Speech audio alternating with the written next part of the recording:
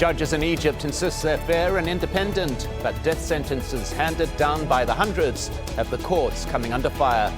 Are judges in Egypt only puppets of the military? And could this apparent crackdown on public dissent backfire? This is Inside Story.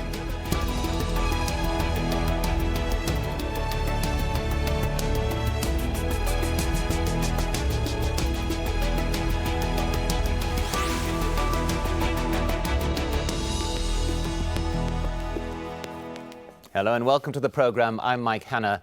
Egypt is gaining a reputation for its mass trials and mass death sentences. And on the weekend, an Egyptian court handed down what could arguably be called its most controversial decision yet, sentencing deposed President Mohamed Morsi to death, along with more than 100 others, after they were convicted for their role in a prison break 4 years ago. A final decision on their sentence is expected by June the 2nd, after it's reviewed by Egypt's most senior Muslim official. Morsi is also being tried in 2 separate cases for spying, cases his supporters and human rights groups dismiss as nothing more than political show trials. For many people, this is yet one more example of Egypt's flawed criminal justice system. Thousands of people have been arrested and jailed since Mohamed Morsi was deposed in 2013. They include prominent activists, anti-coup protesters, as well as supporters of the Muslim Brotherhood. Many critics say these cases show the judge's complete disregard for the facts. For example, among those convicted of breaking out of the Egyptian prison are Palestinians who weren't even in jail at the time, while one person is actually serving time in an Israeli prison. Well, let's now bring in our guests. In London, Maha Azam, head of the Egyptian Revolutionary Council and political activist. In New York, Dalia Fahmy, assistant professor of political science at Long Island University. And also in London, Nicholas Pichot, Egypt researcher at Amnesty International. Welcome to you all. Let's begin with Dalia Fahmy. Amnesty International has described these sentences as a charade, which it says demonstrates what it calls the deplorable state of Egypt's justice system. What's your view of that statement? Well, I think what we have to look at is the greater context of all of this. Since the current regime took office, we haven't had the semblance of a system of checks and balances, simply because there is, first of all, no legislative assembly. So the president has been acting everything through presidential fiat. And secondly, the judiciary has really become a rubber stamp on the executive decisions. If you look at the decisions handed down in the last couple of months, former President Mubarak and his sons have been acquitted of some of the most heinous crimes over the past 30 years, given only 3-year sentences, time served, and will be released soon with full presidential authority. Meanwhile, President Morsi was given 20-year sentences, and today, this weekend, given the death penalty. And so what we're seeing is that the supreme executive under the current administration is really acting with a level of impunity that is undermining not only the democratic system, but really judicial authority. Well, I'll return to the Mubarak issue in a little while, but Maha Azam, your view on these sentences as perhaps a reflection of a deeply flawed justice system? I think they're a reflection of the deeply flawed justice system, but overarching that is a deeply flawed political system. They are a result of a military coup that overthrew a democratically elected president, and is doing all it can through a justice system that is at its behest, carrying out verdicts that are unacceptable within the law of the country itself, its constitution, and international law. What we're seeing today is a complete abuse of justice, but also a reflection of a dictatorship that wants to crush all opposition and isn't really seeking justice, but is seeking control and repressive measures at whatever level in order to ensure that it retains power. Well, Nicholas Pichot, what we are hearing here is the accusation that the justice system is in fact a tool of those in political control. What's your view? Well, the criminal justice system is rubber stamping repression. It's as simple as that. It's one-sided justice. The criminal justice system is targeting the government's political opponents, its critics, while routinely ignoring gross human rights violations by the security forces. Torturers and police marksmen responsible for killing hundreds of protesters are walking free, while peaceful activists are being jailed, journalists and human rights activists are going to prison. It's also not capable of delivering justice for the human rights abuses we saw under Mohamed Morsi's rule. Instead, these are deeply politicized prosecutions and deeply flawed proceedings, and what we've seen over the weekend are charade trials. But the problem is that these actions have real consequences. Today we saw 6 men put to death after a grossly unfair trial before a military court. They were charged with an offense that 3 of them couldn't possibly have committed because they were detained at a secret military prison at the time. Look again at the trial of Mohamed Morsi. I mean, behind the numbers that we're seeing are real people. I've seen people reacting with shock when they've learned that a very well-respected AUC professor was among those on the charge list for espionage. So this isn't just about a numbing number of numbers, it's about the real people behind them. Well, Dalia Fahmy, the Sisi government contends that its judiciary is independent, that it has no control over what the judges do, and that is in accordance with the constitution that separates the powers of the judiciary and that of the executive. What's your view of that contention? Well, the Sisi government can say what they want to say, but the evidence is the evidence, and we see that there is no judicial independence. If the chief prosecutor, the head of the appeals court, and the head of the court of cassation are all political appointees, well, then we can question what they say just based on the facts. If we look at the names of the people listed in yesterday's indictment, you're seeing not just activists, academics. You're seeing people who were not even part of this process, some who were held in Israeli prisons, some who actually passed away in 2008.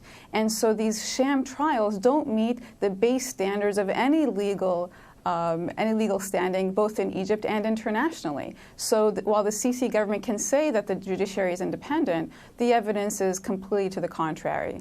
Maha Azam, this does require the acquiescence of the judiciary, should indeed they be operating merely as tools of the political authority. Why would the judges side with the political intentions of the Sisi government? They represent part of a very corrupt system. The judiciary, as other parts of the Egyptian state, over 60 years have been participating in a dictatorship that's remained in power and through corrupt means has been able to buy off many of the leading judges. We have a very corrupt judicial system in Egypt, one that needs to be reformed and cleansed. And ultimately what we're seeing today is really perhaps the final days or months or perhaps even a few years before this whole system collapses.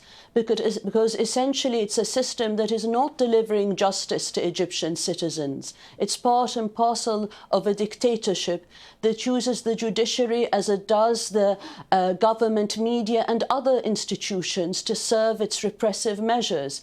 And it is shameful that the independence of the judiciary in Egypt has come to this. But ultimately we're talking about a system that has been grossly corrupted, as it was under other fascist regimes historically, in Spain under Franco, in Chile under Pinochet, and unfortunately today in Egypt. It's a system that needs to be reformed, but cannot be reformed under the current political conditions of dictatorship, and where the regime of General Sisi is relying on the judiciary to carry out his repressive measures. Nicholas Pichot, an important point being made there, that these actions of the judiciary are not something recent, that there is an institutionalized sense of what we are hearing there of the judiciary acting as an adjunct of a government or a dictator of the day. Do you agree with that point? Well, I think what's disappointing is when you look at the last years of the rule of Mubarak, the judiciary was one of the few sort of checks and balances against all-out repression there. You had some judicial protests, you had judges pushing back against further repressive measures, but now it seems to be just another cog in the machinery of the authorities. It's another way of repressing political dissent. And I think you can see that by the application of the death penalty. I mean, the death penalty is really being used to purge the political opposition. Of the 500 or so death sentences we saw handed down last year, those are death sentences which were reviewed by the Grand Mufti. Almost all of them were against Mohamed Morsi's supporters. I mean, this doesn't look like a fair system with checks and balances. It looks like a political vendetta. Well, we mentioned a little bit earlier the issue of a former Egyptian president. Now, Morsi was Egypt's first democratically elected president, but it's expected that he will at the very least spend the rest of his life in prison. And the man whose leadership triggered the Egyptian revolution and Morsi's rise to power may soon be released from jail. Hosni Mubarak has had almost all of his convictions overturned, as we heard, sent back for retrial, or seen his charges dropped entirely since Abdel Fattah el-Sisi came to power. A panel of judges has now reduced Mubarak's sentence for a corruption conviction to 3 years, which means he may be released based on time served. Is this part of a wider political strategy, Maha Azam, to re-empower those who were in power in the past? Very much so. It is part of a scheme that started while President Morsi was in power and following the Arab Spring, to ensure that ultimately those that were part of the old system survived. And what we are seeing is the comeback not only of Mubarak, but Mubarak's men throughout the system. We have a degree of cronyism in Egypt through business elites and through a corrupt political system that is trying to hold on despite the gains that were made in 2011. And they have fought back through what has been termed a counter-revolution. They have made gains because they have the military behind them, they have the security forces behind them, they have business interests, and they have regional powers that have supported them up till now. So yes, this is a comeback of the old regime, and the position of Mubarak now and his release, his potential release, and that of his sons is one that reflects an attempt by the old regime to hold on. But obviously the others who want freedom and progress for Egypt are continuing to fight back. And they are not only President Morsi's men and women, they are the people of Egypt who are refusing the return of the old system. And that is why they are continuing to resist and are being repressed by the current Sisi government. Dalia Fahmy, is there not a danger here that with political avenues being cut off, with a crackdown on any form of political dissent, those who are opposed to the el-Sisi government have very few avenues to explore making any political choice at present? Absolutely. Besides the sentences we saw handed down yesterday, we also saw that 92 members of the Muslim Brotherhood were also arrested this week. That activist Mahi Noor al-Masri was rearrested. The Ala Abdel Fattah, one of the leading revolutionaries, his appeal was denied. And so we're seeing all elements of society who stood up against injustice in the initial revolution being eliminated systematically by the regime in a way that has not happened in Egypt's modern history. And when you crack down on all voices of dissent and in the media, what you get in return is a level of political frustration amongst the population that will lead to a counter-revolution. If you look at the economic conditions in Egypt since the revolution, the elite business crony capitalists of the Mubarak era have increased their wealth by 80%, while today 50% of the Egyptian population lives on less than $1.80 a day, which was about 40% before the revolution. And so when you have growing economic injustice, growing social injustice, you're going to get an increase in social strife. The difference this time is that although the fear nexus was broken, with the increasing repression, people's faith in democracy might not be as strong as it was during the revolution, because they went to the polls 5 times, and in each of those 5 public moments of participation, their rulings were overturned. And what they received in return was a level of unprecedented repression. And so when you have lack of faith in democracy amongst the civilian population of Egypt, Egypt is entering an era where violence and repression might be on the upswing. Nicholas Pichot, I think an important point made there that I'd like to elaborate on that it's not just the Muslim Brotherhood, a political movement, that is the target of a government attack. For example, over the weekend, 2 soccer supporters, the Ultras, a group of soccer supporters, were also outlawed, a group, incidentally, that played a major role in that revolution against Mubarak. So it does appear much more wide than pure political opposition, does it not? Absolutely. I mean, the space for independent civil society has shrunk dramatically since President Sisi took power, since Mohamed Morsi was ousted from power in July 2013. If you speak up against the government, if you have a different opinion to the government, if you challenge the government's political narrative, then you're at risk of being locked up. It's not just the Muslim Brotherhood, it's so-called leftists or secular activists. It's journalists and human rights defenders who are also facing the threat of arrest and politicized prosecutions. Many people are now fearing the knock of the secret police on the door in the dead of the night.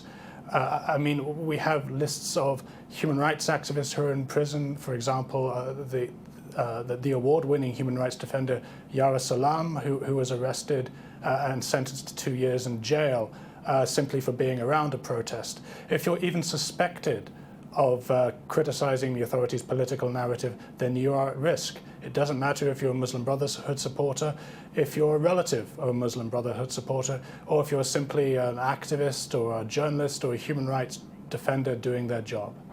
Well, Maha Azam, once again, a contention of President el-Sisi has been that he inherited a society in chaos, that Egypt is facing a number of threats of violence through various groups, that a crackdown is necessary in order to secure, as he puts it, democracy within Egypt. What's your view of that particular contention?